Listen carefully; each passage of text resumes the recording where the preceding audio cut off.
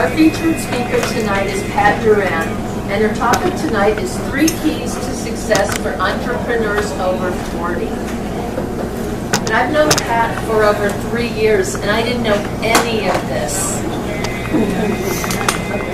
Pat has over 30 years of business experience, ranging from Fortune 500 companies to startups. She has consulted with IBM, AT&T, Hewlett-Packard, Digital Equipment, Alcoa, American Airlines, and many others. She ran the Consulting Skills Program for HP for over 11 years and taught and trained the trainers all over the world. And there's more. In addition to her business experience, Pat is only one of only 300 Access Consciousness certified facilitators in the world. Wow. She is a neuro-linguistic programmer, master practitioner, NLP for short. She has studied hypnosis, emotional freedom technique, UN Chinese energetics, and much more. She has a long list of coaching certifications, including Certified NLP Coach, Dream Coach, and True Purpose Coach. It's now my pleasure to introduce Pat Duran.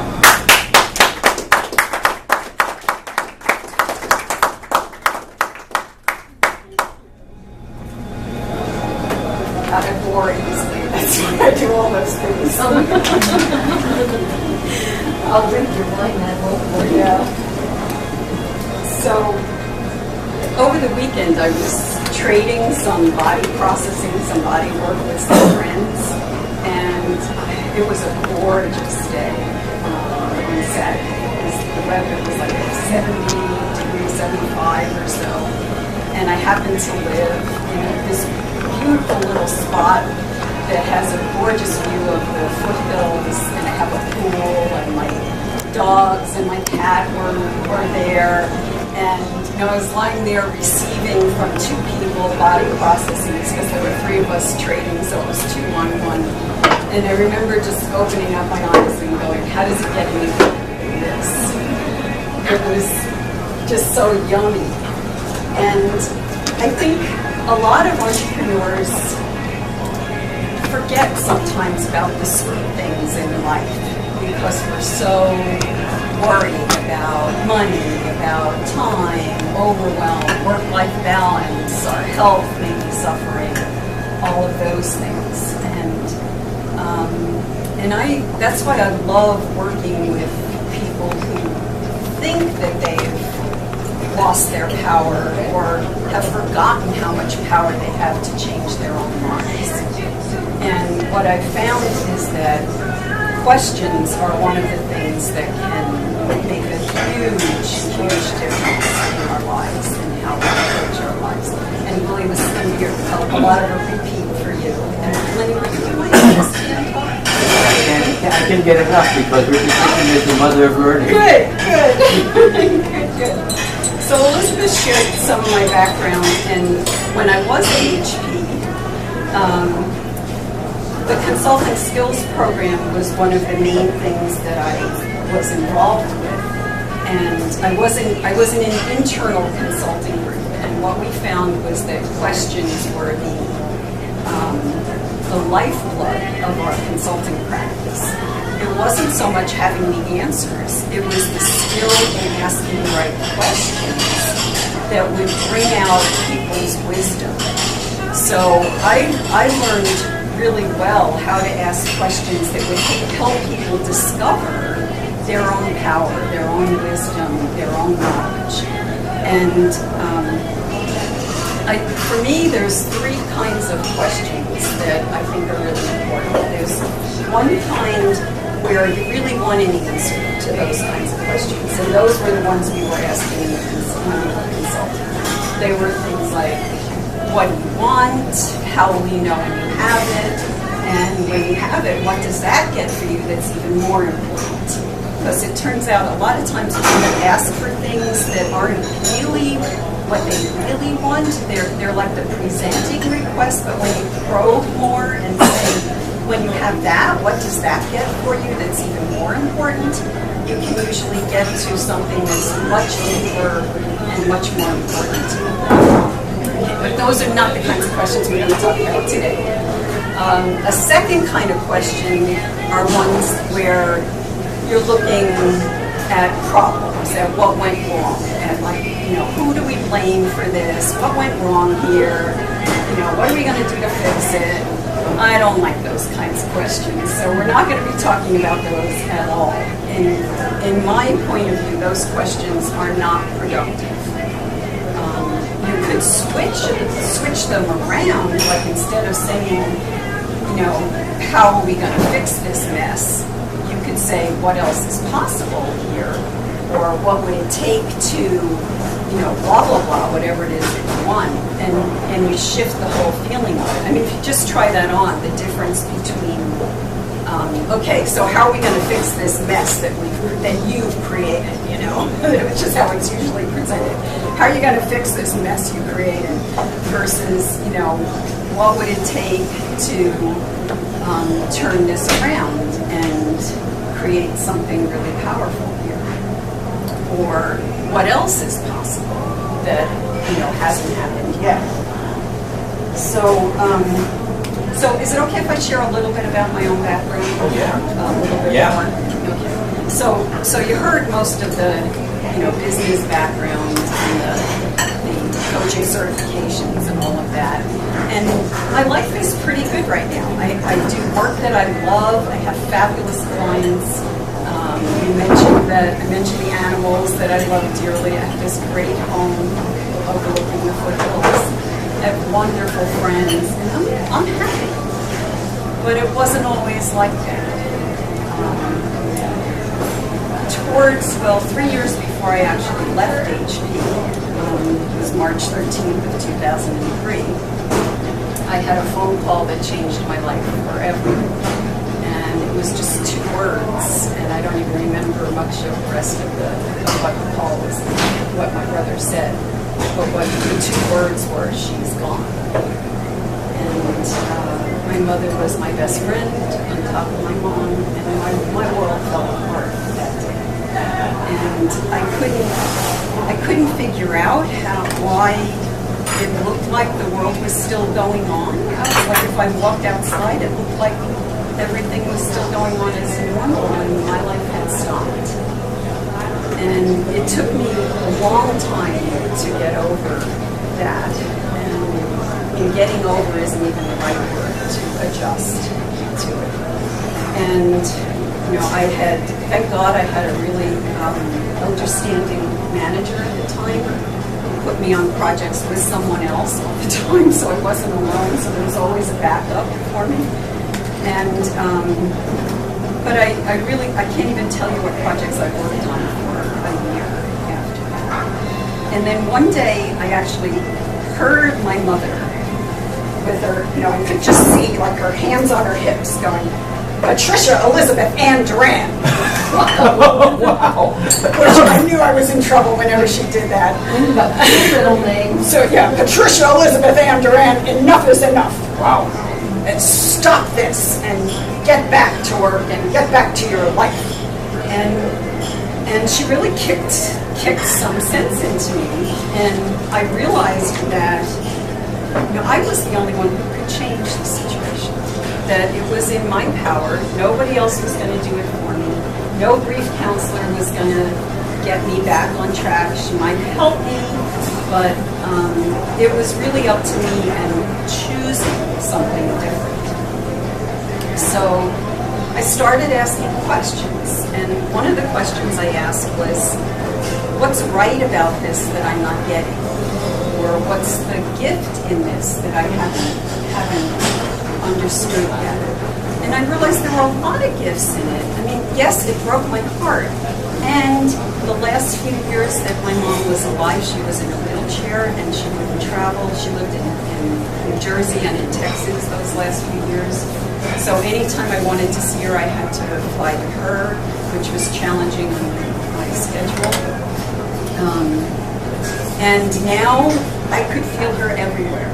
we used to love to shop together. I could go into any store and go, "Hey, Mom, what do you think about this?" And I felt her there with me, and I realized that was a difference. She could be with me anytime, anywhere now. And my intuitive abilities really increased as a result of her passing. I don't know if it was just my desire to still be able to have her in my life and communicate with her, or if from the other side she was helping me. I don't know, but I was able to tap into a different level of wisdom after she passed than I had before. So I was able to look at some things and look at, what can I do? I was so bad that I was actually thinking about suicide. That's how bad I was. Wow, so really? I started thinking about, well, what can I do here with a body that I couldn't do if I didn't have one? And I thought, well, the smells of nature and the sights of nature and being able to play with my dog, and all those things, and the physical sensations that I imagine you can't experience when you don't have a body. So I started appreciating life and turned my life around and started doing different businesses.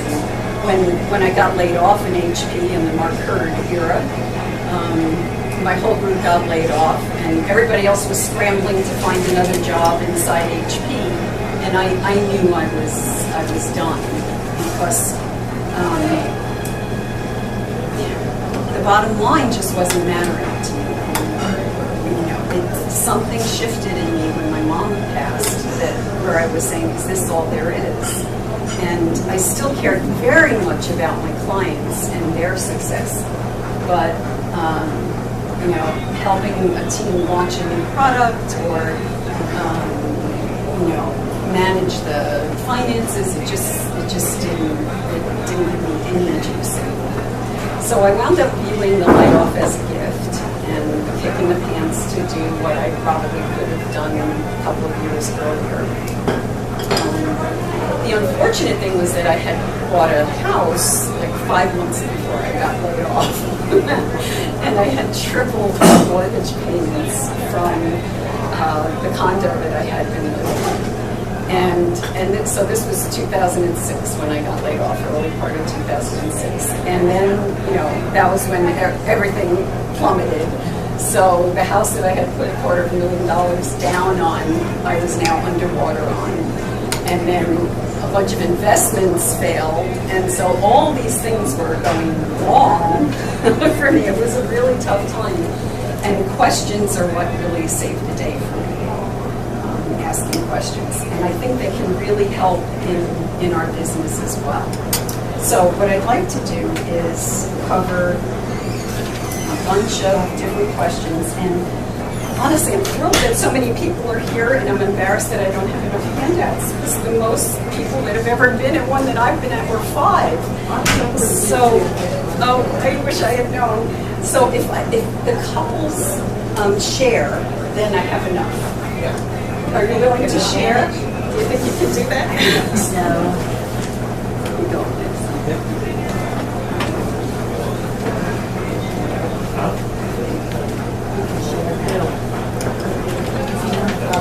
Okay. So I promised 3 keys of success. The number 1 key for me is living in the question.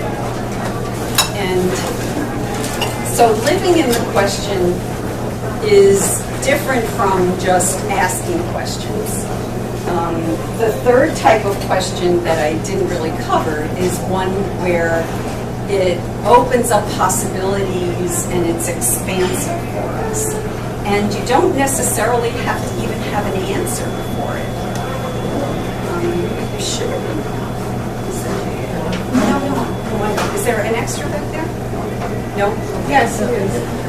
Yeah. Oh, good. Yeah, I was hoping the couples could share.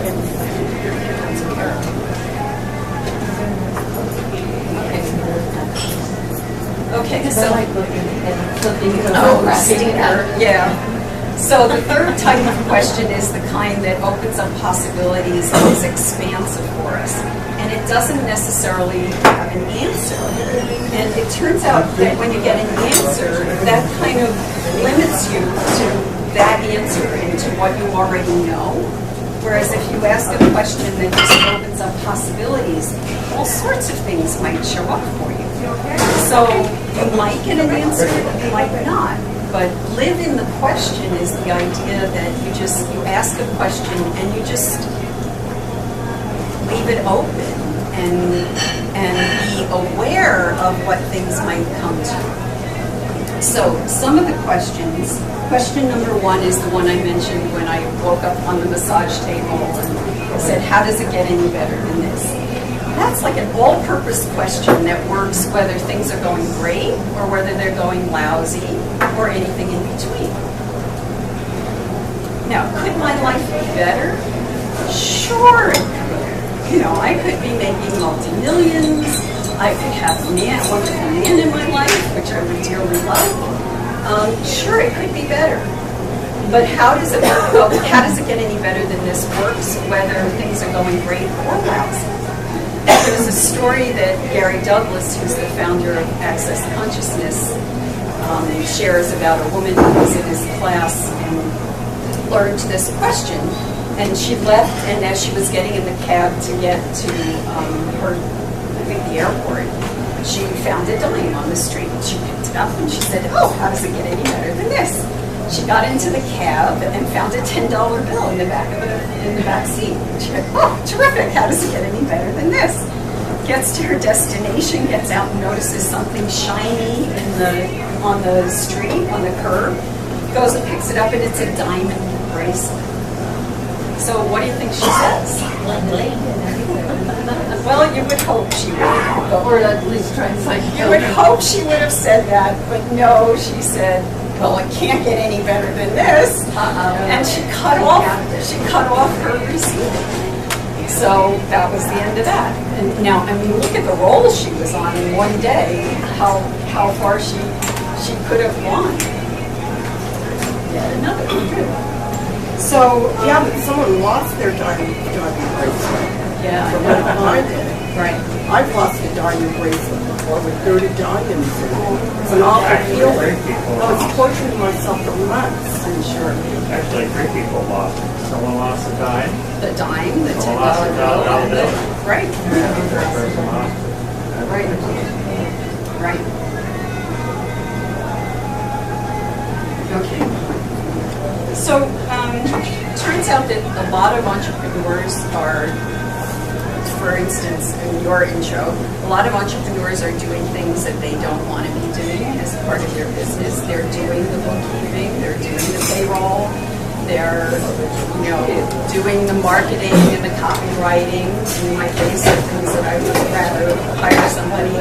So asking this question, how does it get any better than this, is one thing you could do. And the next one as well, what else is possible? So they open up possibilities. Okay, so question 2 is, what else is possible? And this is it's another all-purpose question. Whenever something's not going the way you like, or you feel stuck, asking what else is possible just opens up all sorts of possibilities. So I had a situation where I had an IRA that I only had $6,000 in it, so it wasn't a big one. But the particular vehicle that it was in was charging $300 for a maintenance fee. I said, this is crazy, a year. I said, this is crazy, so I'm going to get out of this, right? Except I procrastinated, and by the time I did the paperwork, I had already deducted my $300. So I called and said, I was under the impression, I had been told, I was under the impression that I could at least get it prorated. And the woman said, well, we don't normally do that.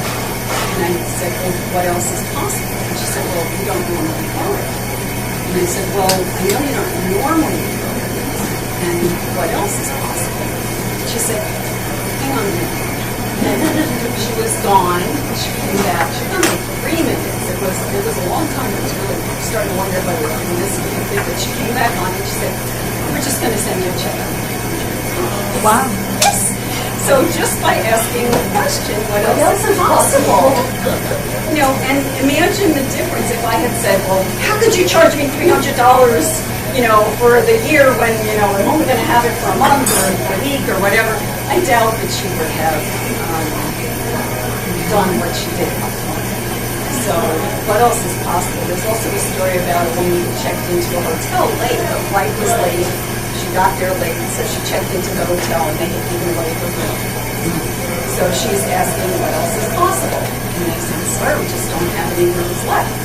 Well, what else is possible? Well, sorry, we just don't have any rooms. Well, they asked the night manager.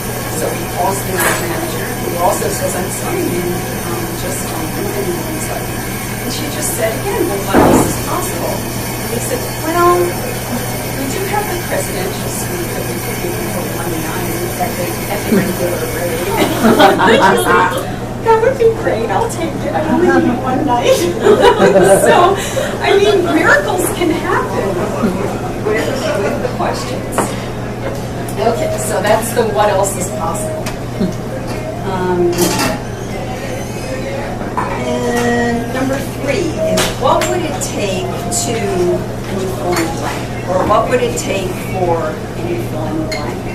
So this is another one where you can get almost anything. So some examples, what would it take for this, since I teach classes, what would it take for this class to be a great contribution to consciousness or to my business? What would it take to have more money than I could possibly spend? What would it take to have more clients than I can handle right now so that I'd have to hire help? What would it take to shift this, whatever's going on? What would it take to shift this? One of my friends calls this the ultimate asking you shall receive formula. You know, there's all that metaphysical stuff about asking you shall receive. So a variation on that is, what's it going to take for more money to show up in my life? Or what's it going to take for more money to show up in my business? Okay, so you okay with everything so far? Okay. Number 4 is, what can I be or do different to, and then you fill in the blank also. Now, if you're an English buff, you're saying you're immediately going different. It should be differently, because that's, you know, grammatically it should be an adverb and it should have an ly on the end. But it turns out that if you say, what can I be or do differently, it's just like a little modification of what you've been doing. But when you say, what can I be or do different, the implication is, what can I be or do that's really different? So I'm being something different, or I'm doing something really different. So it actually is, what can I be or do different to, and you fill in the blank. So what can I be or do different to be the invitation to clients? What can I be or do different today to expand my business right away? What can I be or do different today to create a different result in my business right away? What can I be or do different that will make me money right away? So we can ask all sorts of questions with what can I be or do different. One of mine is, what can I be or do different to have $10 million right away? I like that. I like that one. It's a good question. So Win the lottery. you're going to provide the answer to that one in your Yeah, right.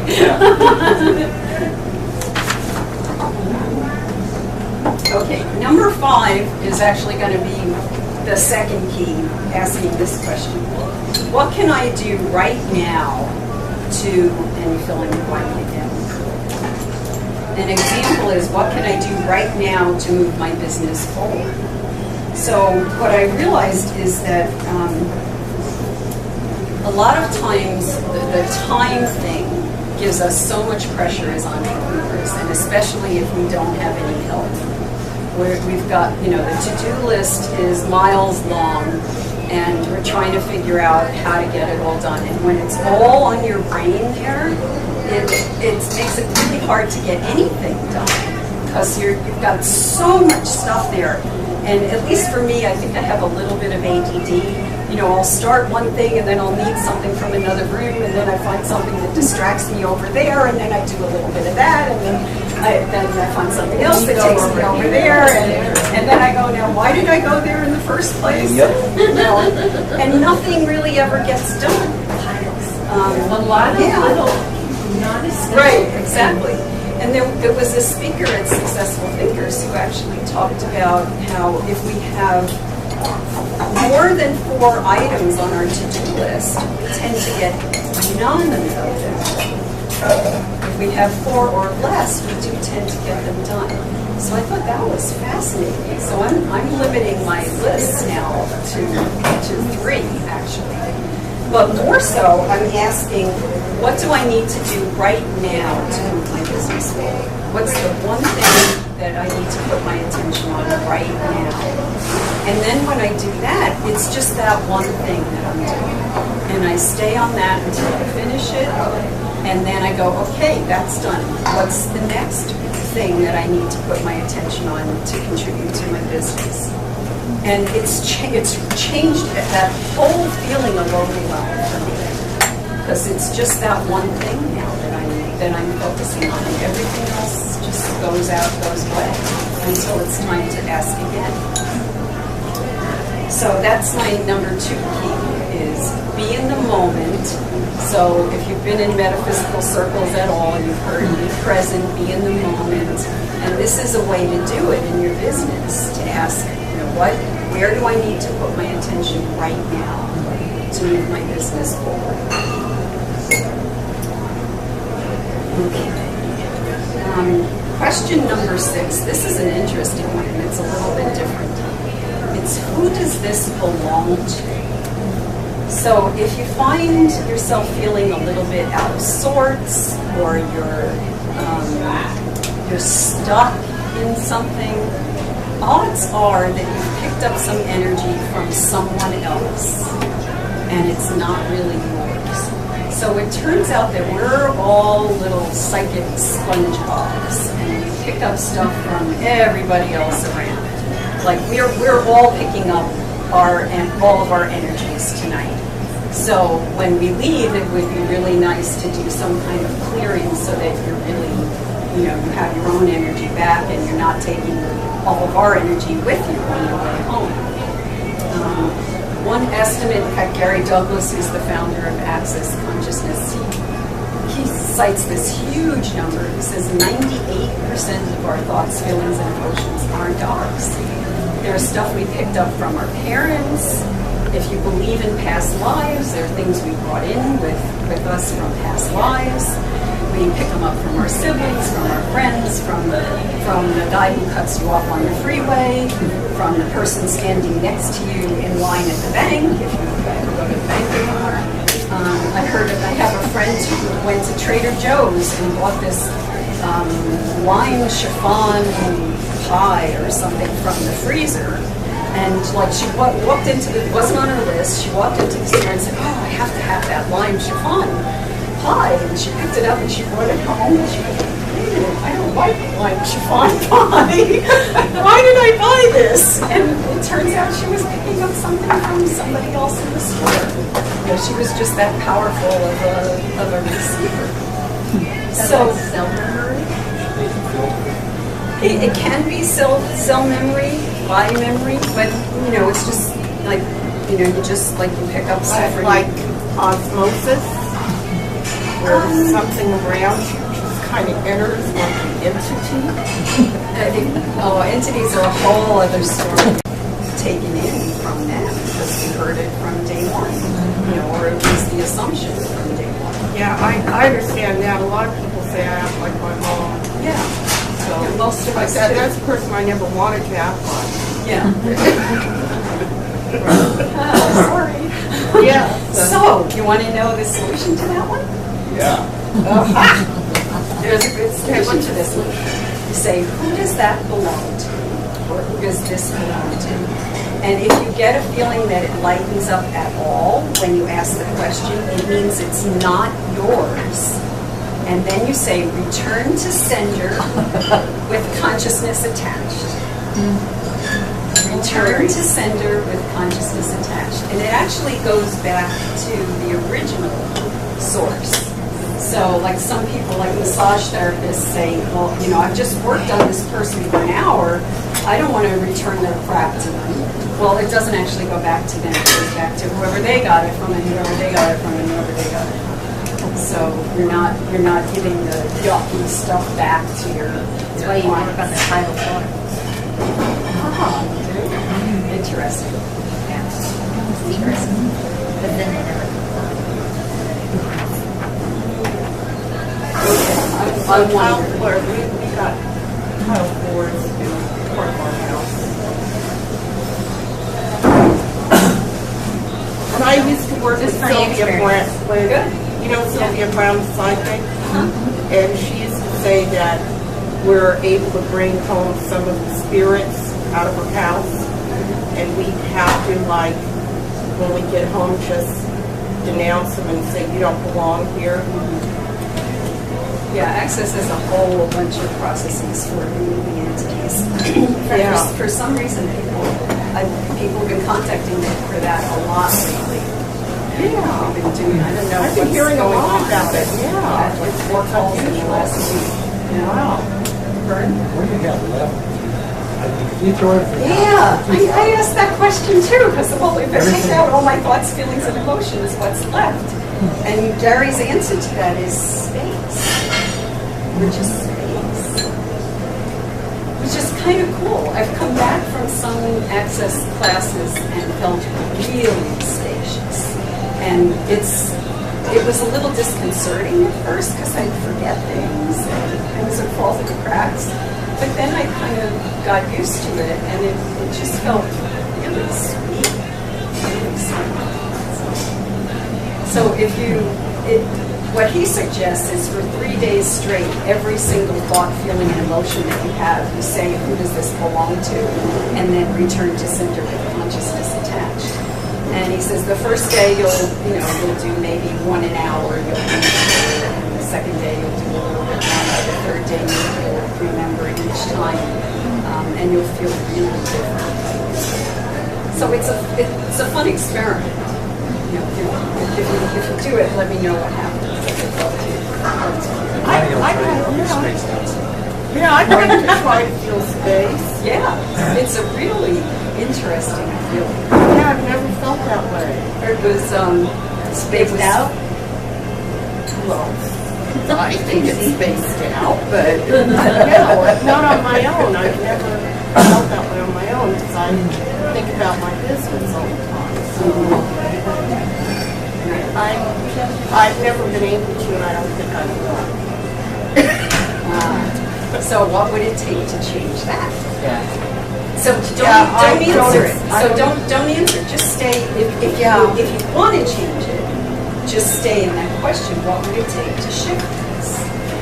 And just ask that and be open to whatever might come. You don't need the answer to it, but by asking these expansive questions, it's like you're putting the request out to the universe, and the universe is going to support you. So when you ask that question, you're quiet. Yes. You don't want to answer your own question. No. Now you may get something may come right away. Something may come the next day, the next week, the next month. It may never come. But there's a benefit to just being open, to asking the question, and just remaining open to whatever comes, whatever awareness you have. Yeah. It's fun. It's really different, because I spent so many years, figuring out how to ask the questions to get the answer and all that. And now asking questions where I'm not anticipating an answer is really fun. It's very different. Okay, so who does this belong to? So the return to sender with consciousness attached works in almost all cases. There is a super duper other clearing that we can do that's kind of beyond the scope of this talk. But if that doesn't work for you, come see me or call me. My number is at the bottom. Okay, and number 7 is another all-purpose question. If you can't think of a particular question, ask, what question could I ask here instead? and just be open to whatever might occur, whatever might come. And then my bonus question is, what grand and glorious adventure can I have today? Or what grand and glorious adventure can I have right now in this moment? You can ask that if, you wake up in the morning, before you go into a meeting, before you go on a date, before you go meet with a client. I mean, at any time, you can ask, what grand and glorious adventure can I have in this situation? And what my adventure is to the coffee pot. To the coffee pot. I think that's all I can do. It's a good adventure. Yeah. Sometimes it's an adventure getting there sleeping old these days. Yeah, the last couple of days. So I promised a different perspective on money as well. So Willie, this is addition from the STN talk. Yeah, something new. So access consciousness has a slightly different take on money. And what they say is that we don't really have a money issue, we have a receiving issue. So the thing Some of us more than others. yes. So the Some of us idea like to receive. some of us do like to receive. So the idea is to look at where in your life are you limiting your receiving. Like Gary tells a story about a man who owned a clothing store in the gay section of San Francisco. There is a gay section, Right. and he was complaining that the customers were hitting on him, and he was straight. And Gary said, well, kind of, what are you expecting? And he said, well, do you ever flirt with a woman? And he said, well, yeah, if my wife's not around. And he said, well, so what's the harm? What would it take for you to be open to receiving flirtatious energy from your customers? So you don't have to copulate with them. We're not saying you have to do anything about it, but you can flirt. And so he started to open up to that, and business went way, way up because he was now willing to receive from his clients. He had been cutting off his receiving from them. So, if you're not getting the money that you want in your life, start asking, where else in my life am I cutting off my receiving? Where am I not willing to receive in some area? And then start seeing if you can shift that. So that's been fun for me, looking at that too. Where am I not willing to receive things?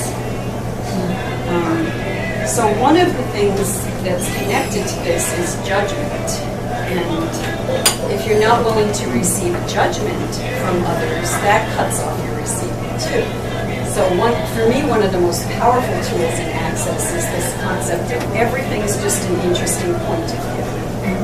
Everything's just an interesting point of view. So if you don't like my blouse, or you think I'm talking too long, or whatever tonight, or I shared too much personal stuff, or whatever, it's just an interesting point of view. And I don't have to take it in. I had a client that showed up. My office is in my home. And it's great. I have 2 rooms. One's where my desk is, one's where I see clients. And I have this beautiful home. Why not use it? And the energy is lovely. But she happens to own some space that she rents out to professionals. So she's big on having professional space. And before she even said hello, I opened the door and she said, "Your office is in the home?" And I went, "Yeah." And I didn't take it in. The old me would have gone and had to get all defensive and all of that. And I allowed her to have her point of view. It's different from mine. It works for me to have my office in my home. So, and she can have her point of view too. That's why when I contact people, I always say at my own studio. That's what I say. Get it out in the open. And you get it. Yeah, so there was a learning for me in that to tell people that. And also that I have 2 little dogs that will probably jump on me. Same with me, yeah. So I am, I changed my contracting with people as a result of that. Not official contracting, but just letting people know what the situation is. See, I have a virtual office of these sittings that it's like timeshare, so if people actually want to meet me in an office, I have one. Good. Okay, so one of the biggest things that we're not willing to receive is how incredibly great we really are. So many of us, when we talk about judgment, so many of us are judging ourselves harshly. We're not good enough, we're not thin enough, we're not tall enough, we're not pretty enough, we're not young enough, we're not smart enough, we're not this, fill in the blank enough. And so what would it take for us to really know that we're infinite beings and we're powerful beyond belief? When we can start receiving that, other things are going to start showing up too. So I'm just planting a lot of seeds tonight. Okay, so tools for money, in the area of money. One of them is the idea of a 10% account. It's tithing to the church of you. So the idea is that you take 10% of everything that comes in and you put it in a separate account and you don't touch it. The idea is it builds up and builds up and builds up until it reaches a point where you feel like you're financially secure with that. That if you have that much money, you're financially set. And you don't spend it, you just leave it there. And the idea is that you're wealthy now. You know you're set. So it's a great feeling to start doing this. Like last night I transferred money. I realized I had forgotten. I generally do it about once a month. I look at what I've taken in and then I transfer 10% of that to my own account. And I realized that I hadn't done it in a couple of months. So I figured it all out and transferred it, and boy, boom, today I had 2 new clients call, and one of them was coming for private sessions and also a class, and it was like, wow, this is really cool, and this stuff really works. I love it. Okay, so that's one tool. Another one is to learn to love money. So a lot of us, I need to stop soon, right? A lot of us have limiting beliefs about money and our relationship to money. And, we've been told, some of us have been told since childhood that the love of money is the root of all evil. So, are we really going to love money, and would money want to come to us if that's how we really feel? So what if, okay, thank you. What if we really, I thought that was the case, what if we really loved money? If you treated money like your best friend, what might that change? So I think I'll leave it at that. There's one other tool that I could have shared, but I want to just leave it at that. So we've covered a bunch of questions. We've covered a couple of tools around money. Who does this belong to in return to sender is really, really powerful.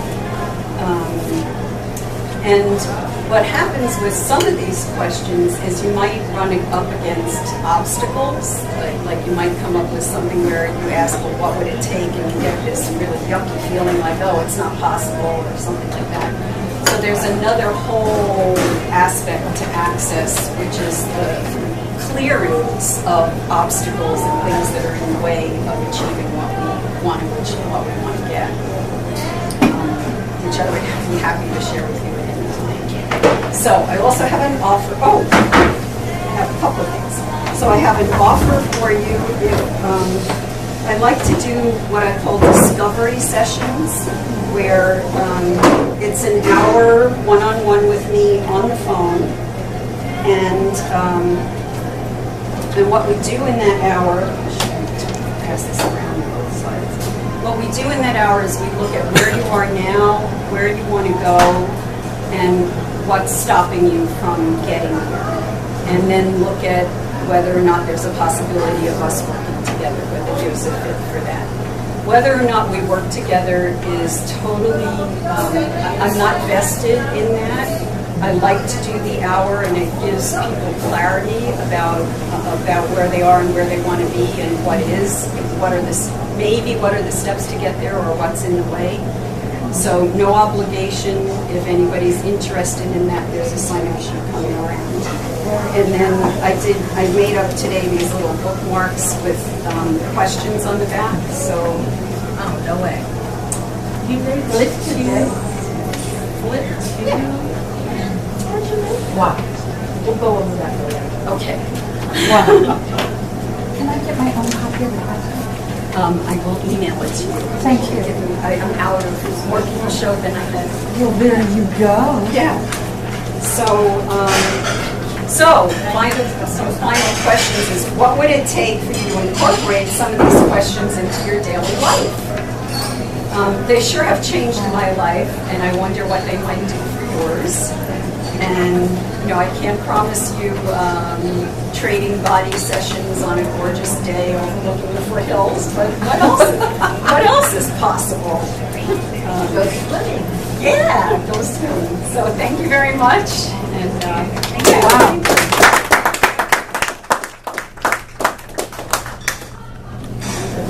Aren't they nice?